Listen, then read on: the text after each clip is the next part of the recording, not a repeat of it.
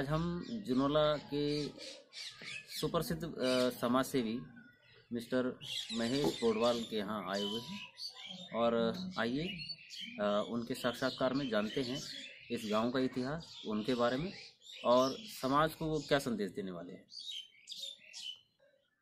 Start.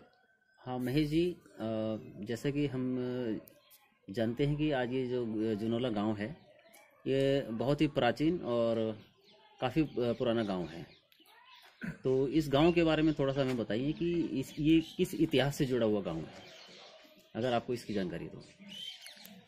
मेरा नाम महेश है, महेश पोडवाल है। मैं गांव जनोला का निवासी हूं और मेरा जन्म इसी गांव में हुआ है। बहुत ही पुराना गांव है ये।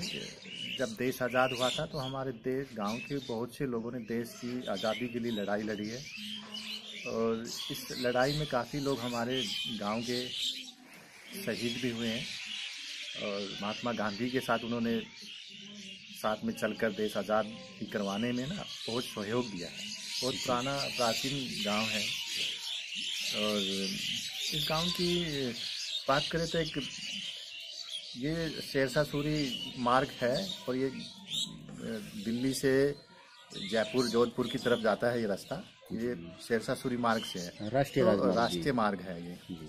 और हमारे ये बहुत मशहूर गांव है क्योंकि पटौदी नवाब के नाम से भी जाना जाता है। बड़े बड़े राजाओं महाराजाओं के जैसे हमारे पटौदी के नवाब रहते हैं, उनका रजवाड़ा यहाँ पे हुआ करता था। और हमारे बुजुर्ग बताते हैं, हम लोगों को तो नहीं पता, हम तो बहुत छोटे थे, हमें तो देश की आज़ादी के बारे में भी इतना ज़्यादा नहीं पता था। ये तो किताबों में पढ़ा है, तब जाके पता लगा है। तो महेश जी, जैसा कि आपके बारे में पता चला है कि आप बहुत ही जो है समाज सेवा में बड़ा बढ़ चढ़ के हिस्सा भी लेते हैं, बड़ी रुचि है आपकी, और इस बारे में बताइए कि आपको इसकी प्रेरणा कहाँ से मिली आपको? कि समाज सेवक तक कुछ नहीं, थोड़ा बहुत समाज के लिए कुछ कर देते, क्योंकि मैं एक्चुअली में क्या समाज के लिए थोड़ा बहुत काम करता हूँ। मुझे कहीं भी अगर किसी पे अत्याचार होता है तो मुझसे बर्दाश्त नहीं होता है।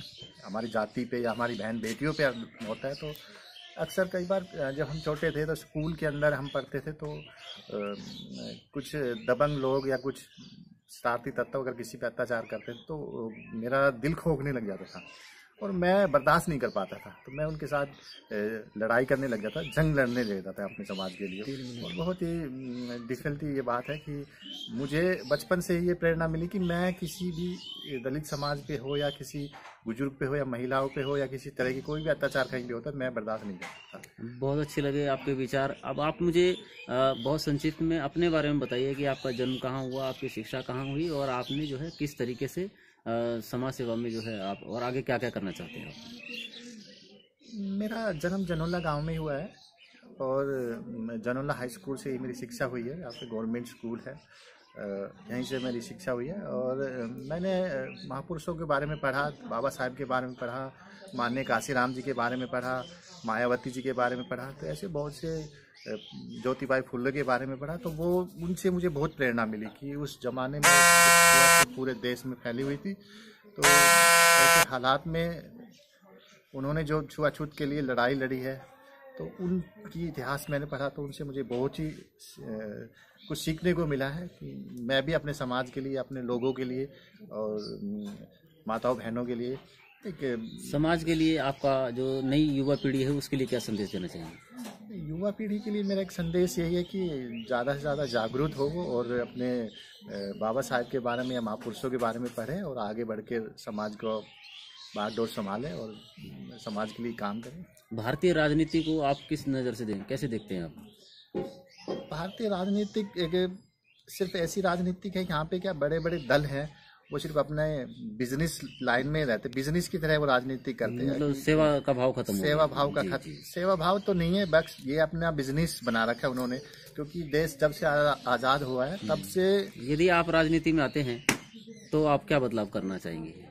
देखिए, मैं राजनीतिक में आने की वाली आप पूछ रहे हो तो मैं अभी राजनीतिक में तो नहीं आना चाहता, क्योंकि राजनीतिक एक अगर राजनीतिक में आना पड़ेगा तो राजनीतिक बहुत बड़ी कीचड़ है, उसको साफ करने के लिए राजनीति में उतरना पड़ता है। लेकिन क्या अगर ज़रूरत पड़ी तो मैं शायद राजनीतिक में आऊँगा और बहुत ज़ोर शोर से आऊँगा अपने समाज के लिए, क्योंकि अगर उनको आगे बढ़ाना है तो समाज को आगे बढ़ाना है तो उन लोगों को आगे बढ़ाना है तो राजनीति में आना पड़ेगा। लेकिन अभी फ़िलहाल मुझे कोई इरादा नहीं है राजनीति में आने का।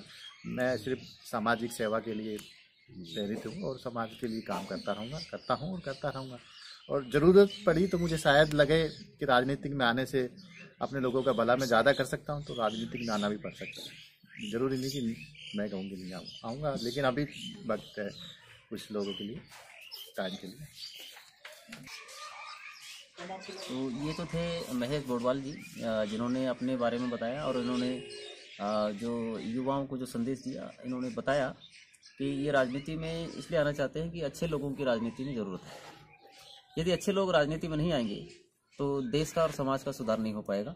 और आप देख ही रहे हैं कि देश में वर्तमान जो हालात है वो अच्छे लोग न आने की वजह से राजनीति का भी बुरा हाल है। और हम उम्मीद करते हैं कि भावी भविष्य में महेश जी जैसे अच्छे लोग राजनीति में उतरे और आकर के, जैसे कि उन्होंने कहा कि भी राजनीति का जो कचरा फैला हुआ है उसको साफ करने की जरूरत है। और मुझे उम्मीद है कि अच्छे लोग जो है राजनीति में आएंगे और इस देश का जो गंदी मानसिकता बन गई है राजनीति में उसको साफ करने का काम करेंगे। इसी के साथ हम इस इंटरव्यू को आज यहीं समाप्त करते हैं। आप देखते रहिए, बने रहिए चतुर्दिशा टाइम्स।